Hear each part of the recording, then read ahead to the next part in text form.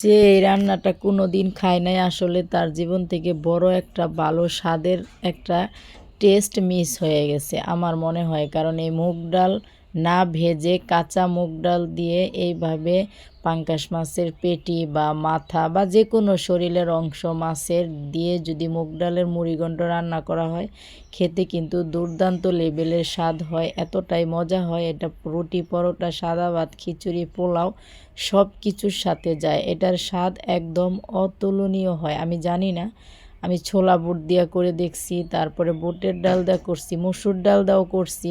পাঙ্গাস মাছ আমার ছেলে খুব পছন্দ করে মুড়িঘণ্ট। প্রথমবার আমি মুগ ডাল দিয়ে করলাম, এতটাই মজা হয়েছে। সেহরিতে আমরা পেট ভরে ভাত খাইছি শুধু এই মুগ ডাল পাঙ্গাস মাছের আইটেমটা দিয়ে, সাথে আর কিচ্ছু লাগে নাই। আমিও প্রথমবার রান্না করছি আমার ছেলের কথা চিন্তা করে, আর আপনাদের সাথেও শেয়ার করলাম। খাওয়ার পর স্বাদটা কিন্তু আর বলতে পারতেছি না, এতটা মজা হয়েছে।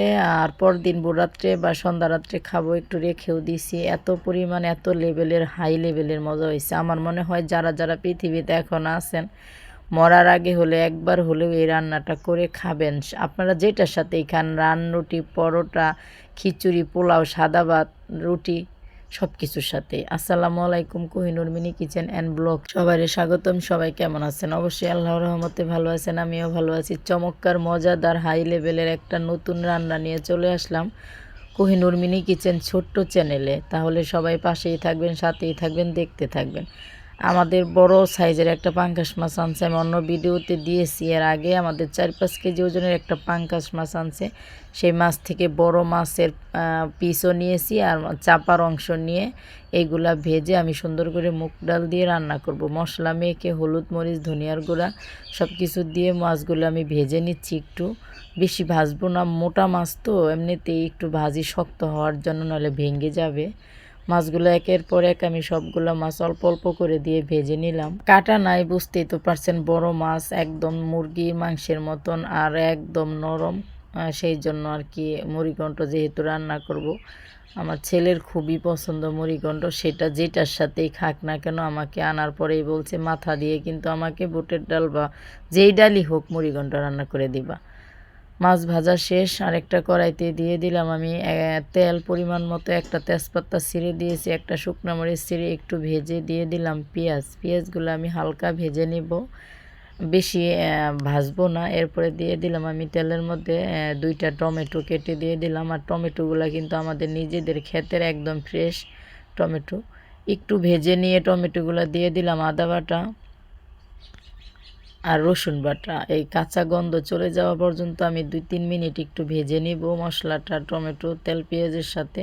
এর জন্য কাঁচা গন্ধটাও চলে যাব, সুন্দর একটা ভাজা ফ্লেভারও চলে আসবে তরকারিতে।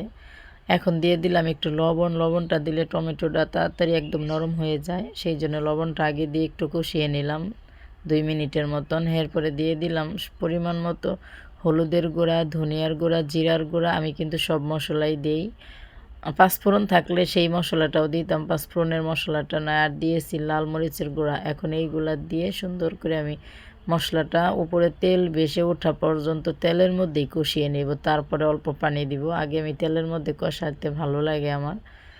এই তো তেলের মধ্যে কষানোর পরে অফ ক্যামেরায় অল্প পানি দিয়ে আমি একটু কষিয়ে নিয়েছি। এরপরে আমি সেই সিদ্ধ হালকা 70% সিদ্ধ করে নিয়েছি মুগ ডালটা আমি। আর এই মুগ ডালটা আমি ভাজি নাই, কাঁচাটাই ভিজিয়ে রেখেছিলাম, সেটা আমি হালকা একটু সিদ্ধ করে এখন এটা কষিয়ে নিচ্ছি সুন্দর করে। একদম কিন্তু সিদ্ধ হয়ে গেছে মুগ ডালটা। এখন আমি অল্প ঝোল দিব, বেশি ঝোল দিব না।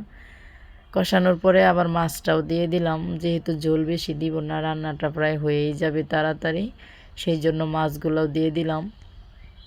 দিয়ে অল্প একটু পানি দিয়ে ঢাকনা দিয়ে আমি যতক্ষণ পর্যন্ত ঝোলটা শুকিয়ে না যায়, কমে না যায়, ততক্ষণ পর্যন্ত রান্না করে নিব। আমি কোনো টাইমিং নিয়ে রান্না করতে পারি না, আমি গ্রামে থাকি, সাধারণ মানুষ, লার্কি চুলায় বাচ্চা কাচ্চা সামলিয়ে সব কিছুর মাঝখানে রান্না করি, আমি অত টাইমটা বলতে পারি না। আপনাদের যদি একটু হলেও মনে ভালো লাগে এই রান্নাটা, তাহলে প্লিজ চ্যানেলটা সাবস্ক্রাইব করে পাশেই থাকবেন, অল নোটিফিকেশনে ক্লিক করে দিবেন। একটু সাহায্য করে দয়া করে বন্ধু বান্ধবের কাছে, আত্মীয় স্বজনের কাছে শেয়ার করে দিবেন। আর কমেন্ট করে কিন্তু অবশ্যই বলতে ভুলবেন না এই রান্নাটা আমার কেমন হয়েছে। যারা যারা কষ্ট করে এত কাজের ফাঁকে ভিড়ের মাঝে ব্যস্ততার মাঝেও আমার রান্নাটা দেখছেন তাদেরকে অসংখ্য ধন্যবাদ। আমার মনের গভীর থেকে তাদের জন্য শুভকামনা, দোয়া রইলো, ভালোবাসা রইলো। এখন রান্নাটা প্রায় হয়ে গেছে, মাঝে মাঝে আমি নেড়ে চেড়ে দিয়েছি। আর নামানোর আগে আমাদের ক্ষেত থেকে টাটকা ফ্রেশ ধনেপাতা, শুধু পাতাগুলো এনে দিয়ে দিলাম আর একটা কাঁচামরিচ 3 টুকরা করে দিয়ে এখন আমি নামিয়ে নিব। রোজা, সত্যি মন চাচ্ছে যে আমি এখন যদি গরম গরম খেতে পারতাম। এই তো দেখেন আমার রান্নাটা কিন্তু হয়ে গেছে, এখন আমি নামিয়ে নিব। এর চেয়ে আর বেশি শুকাবো না, এটা একদম ঘন হয়ে যাবে ঠান্ডা হলে। এটা কিন্তু খেতে খুবই মজা লাগছিল বন্ধুরা। আবারও বলি, আমরা কিন্তু ভোর রাত্রে শুধু একটা আইটেম দিয়েই খেয়েছি। খুবই খুবই স্বাদের, একবার হলেও আপনারা রান্না করে খেয়ে দেখবেন। হ্যাঁ, তাহলে সবাই ভালো থাকেন, সুস্থ থাকেন, সবার জন্য শুভকামনা রইল। তাহলে সবাই সাবস্ক্রাইব করে পাশেই থাকবেন। আল্লাহ হাফেজ, আসসালামু আলাইকুম।